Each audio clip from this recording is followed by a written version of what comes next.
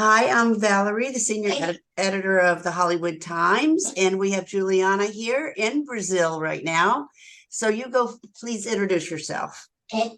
Hi, Valerie. My name is Juliana Curi. I am the director, writer, and producer of the film Uýra, The Rising Forest, which will be on POV PBS in a few weeks.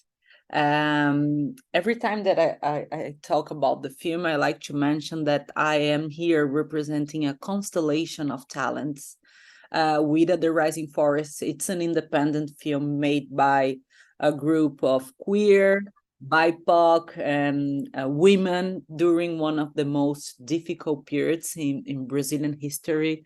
So I'm always here representing a lot of talents and filmmakers that made this film with me. I'm so happy to have you here with the Hollywood Times.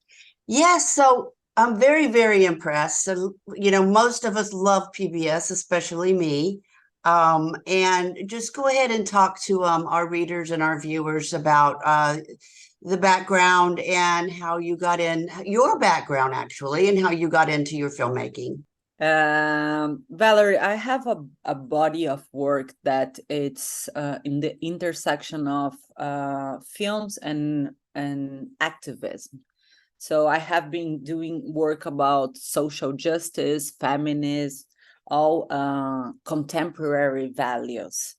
And in 2019, after a few short films and almost a decade working with socially impact content for brands, I realized that I was ready to make my first feature film to tell a story in a long format.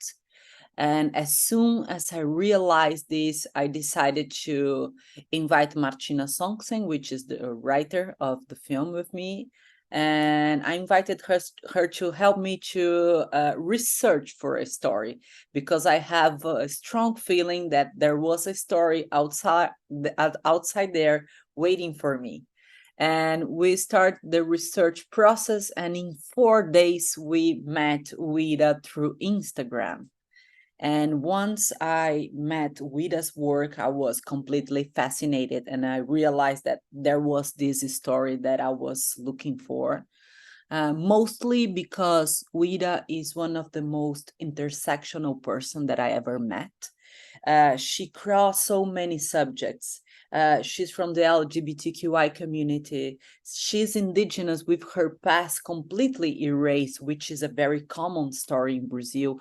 And it's also my story. That's why I decided to make films about memory and activism, because I have this lost identity in my own family. Also, Uýra, it's an art educator. She's an activist. She fights for the Amazon.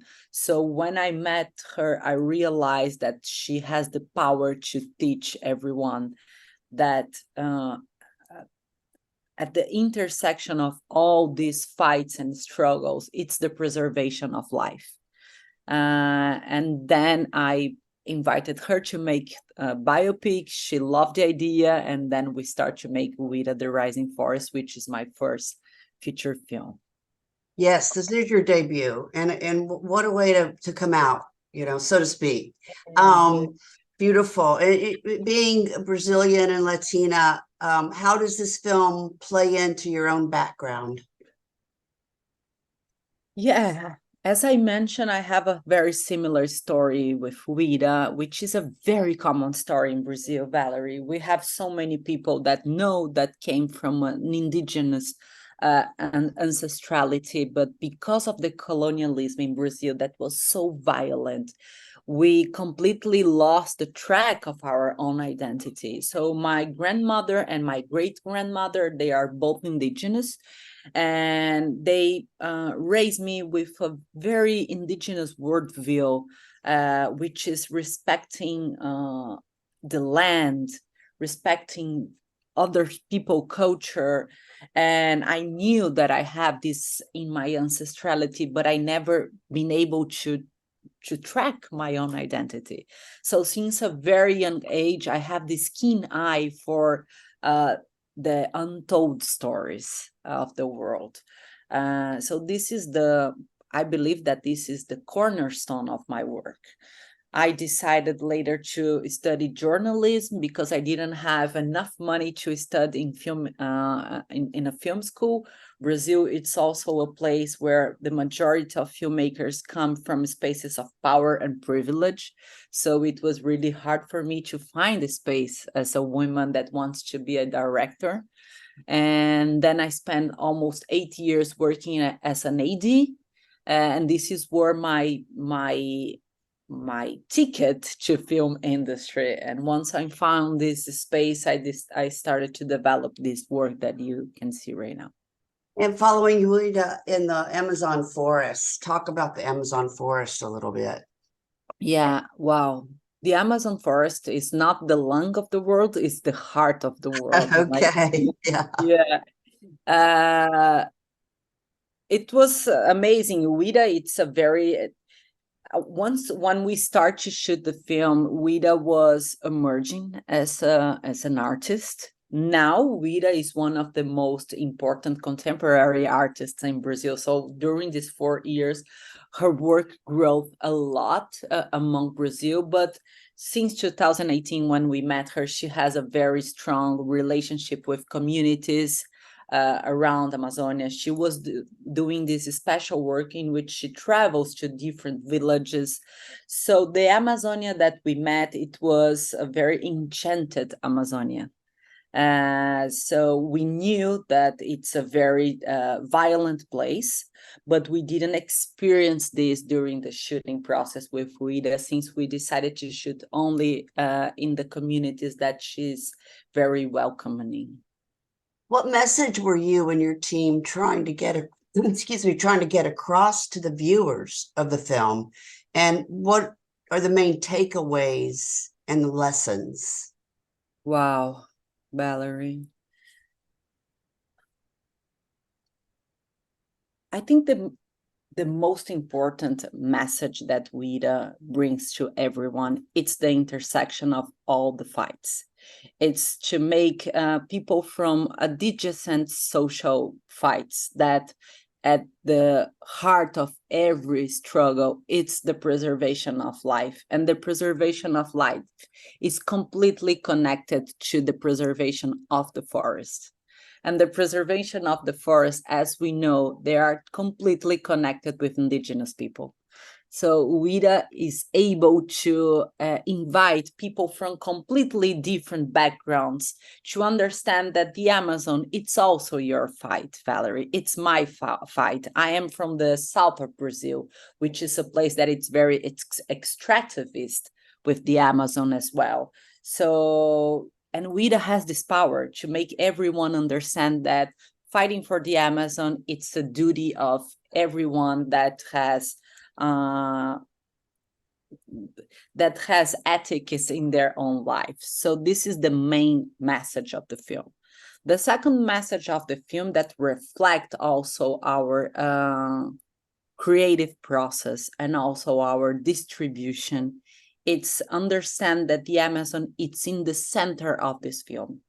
We see something very common in Brazil and around the globe, which is filmmakers from the global north and from Europe and even from economically rich areas in Brazil that goes to these social vulnerability communities, shoot these stories, return to their territories, travel to festivals, wins a lot of awards, improve their own careers, and this story never returned to the original community. So in order to blur this line that divide filmmakers as subjects and the characters as objects, the first thing that we did is to invite Uýra to be a co-producer and also writer. So we blurred this line that defined my position as a privileged position. She was with us among all the decisions along the way. And since we gave her this position, she guided us. And she teach us that the first people that we have to see on the forefront of this film, since the creative decisions from distribution is the Amazonian population, especially the Amazonian youth. So the main takeaway for me is to blur this line that divide filmmakers from their characters and to create a new way to produce. Well, congratulations, Juliana. Your film has won various awards and been featured in film festivals around the world. Did you expect this level of success? No, not at all. No. No. We have two main obstacles with this film. First, we were in the beginning a very independent film, Valerie.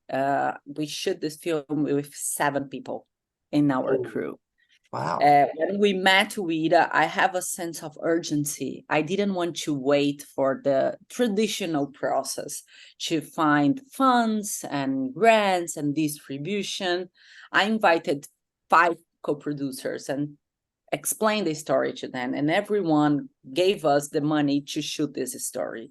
And thank God I trust my gut feeling, because when I returned with the material, the first cases of COVID start to appear in the Amazon. And it was completely locked for almost 2 years. So I started a pandemic and the post-production of Uýra at the same time. So it was really, really independent. And then we were creating like I mentioned, a constellation of talent that really wants to make this film happen. It was because of these people resilience that we were able to move forward with the film for almost 1 year without financing. And then when we have a teaser, when we have a clear idea of what we will make with this film, we started to being awarded of grants. So it takes a long to understand that the film has this big potential. And after that, it was also really hard the beginning of festival career. Since Uýra, it's so intersectional. We felt at the beginning that we were not enough environmental film festivals. We didn't have too many facts for the traditional documentary film festivals. So it was hard for film festivals to understand that it's about this intersection. It's LGBT, it's about the Amazon, it's about indigenous youth, it's about everything. So it was pretty hard in the beginning to find the first place to premiere. But once the film was outside there, we start to receive the we start to understand the magnitude of the film. Beautiful. Well, how did you get involved with PBS's television series POV, and why does your doc fit well as a series episode on the show? Wow, Valerie, Marcina Songsen, which is my partner, she was the one that was finding the special places to submit the film, and I didn't know too much about PBS at that point. As I mentioned, I am a Latina woman. Although I live in the United States, I'm not so familiar with so many elements of the culture yet. So Marcina mentioned, look, PBS POV, it's super democratic. The film will be in the entire US territory. It was not something super exclusive like a streaming, and I loved the idea. And I mentioned, okay, let's go, let's submit the film, and take I think almost a year to receive the return, because it's like it's a selective process. And we were super happy when they announced that we were in this historic season. And also Uýra has a strong commitment with the film distribution impact and also educational process. So it was amazing for us to finish the cycle of this film with PBS. Love it. I know that how busy that you all must be, so I don't want to keep you too much longer, but I do want to continue to spread the word to our viewers and our readers and tell them when and where they can watch this incredible film, and where they can find you, and what are you thinking about working on next? Yeah, I am already developing a new project. Excellent. Yes, it's under the writing stage right now, and I can't talk too much about it, but Right. They usually always say that, these filmmakers. They make us wait. but it's again, I will dive in more in the intersection of climate justice and Oh, art. good. Yes. And the film has an Instagram account, so everyone that wants to know more about our next exhibitions, and also who wants to know more about the distribution impact that we did in the Amazon, we have amazing pictures of what has going on in the Amazon. It's Uýra doc. Okay. Uýra.doc DLC, and you can follow me on Instagram too, Juliana Curi, Curi, and all news about Uýra and next project will be in our social media accounts. Excellent. And we're the Hollywood Times today, and our YouTube is the Hollywood Times Official. And is there anything else that you would like to add? No, Valerie, I love the opportunity to speak with Hollywood Times again. It's the Yeah. second time that the media covers the film, and they were super important when we released the film 1 year ago. So thank you so much. I love Hollywood Times, and it's always great to speak with you.